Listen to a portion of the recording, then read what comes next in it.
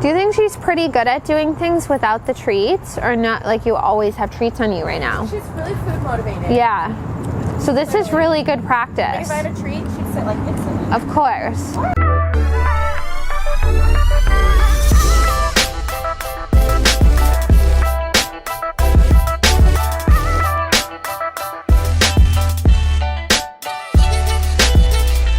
When there is something that she wants, it just takes extra patience on your end. When my dogs are doing this, I'm like, okay, we'll sit here all day, because I just know, obviously it's not going to be all day, but I just know how much more it's going to help them in the long run. And it took so much patience to do that with my most stubborn dog, Oso, but it's so worth it. To just hold her tighter, keep trying to direct her when she's really close to your body and her head is like right here. There you go.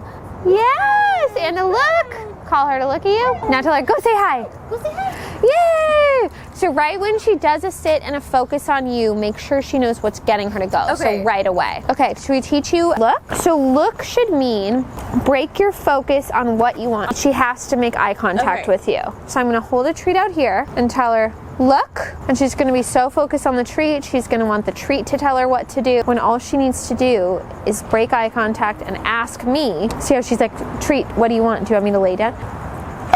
Yes, good.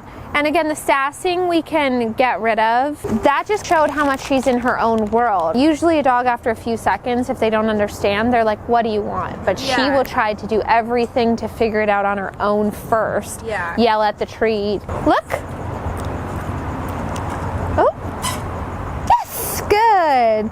So she's getting it. All she has to do is break the eye contact, look to you. This will be really good to add this because she's so almost immune to her name. Look. Yeah. Perfect. There we go. Good girl. Yes, Flora. So crate situation. You gotta get her back in the crate. If she's not having accidents in the night and she's fine, there's not getting into things, there's no real reason why but the control stuff. That's the issue. Like my 4.5-month-old puppy, I've been letting sleep out of the crate because he's been fully potty trained and stuff. But the last 2 nights I've put him into the crate and there were no issues with it. You should be able to put your dog and do whatever, because just more issues can stem from it. And just because she has the issues of you can't like go to a movie, you can't like do anything, so definitely try to transition her back in. If you're going to have her sleep in the bed, you really got to try more to put her in there when you're going down to get the mail, to make her get over those instances when it's out of routine. Try so hard. Okay. Otherwise, you're going to have to go back to her sleeping in the crate. I just don't want more control issues to stem from it, where it seems minimal right now, but... The other night when I tried to first put her back in, she barked and cried. For how long? Like 30 minutes. What? Yes, and then she fell asleep, and then I woke up at midnight and she was crying. What I would do is really shut it down to try to get her to sleep back in it, when you can take a few days to like be like, I'm gonna be a hard ass on you. So if she's chill, then you're always in control then. She sleeps in the crate or in your bed, but it's like on your watch and she's not controlling the show with it. I put my dogs behind a door if I need to, if clients are coming and they are quiet. Like I can put them wherever I want. And I think that's so important to be able to do with your dog. I can put them in my room, like if I just shut the door on her, she goes nuts. And you gotta just be able to get her over that, or she's just gonna be controlling you forever then. Okay, I wanna do another little exercise. We can do it like in the lobby. Instead of being like, Flora, Flora, you know, kind of like what you were doing, almost like pushing on her butt a little bit. You're good. It's just like an annoying mom when you're doing that, you know? So instead, Flora, if she's not, just back up instantly, like be quick. Like if you're not listening to me and you have to be like this, like it's not gonna get anywhere. I'm like holding her tight. Your only option is sitting here with me. Yes, I'm literally holding this tight that she cannot eat shit off the ground. She can't get consumed by other things. All she can do is look here. So if she's not listening now, like she wasn't outside. I know in the beginning we've talked about being like, Flora, Flora, Flora. But at this point, just speed it up. Okay. Because you know when she's gonna listen and you know when she's not. So if I say, Flora, sit, give her like one chance really. Yes, okay, she did it. But if she didn't, if you're gonna say screw you, I'll say screw you to you and we're going this way. Yeah. But she's right on the edge. She's always halfway there. She's like, should I listen to you? Should I not? Okay, I'll motivate you. Look. Yes!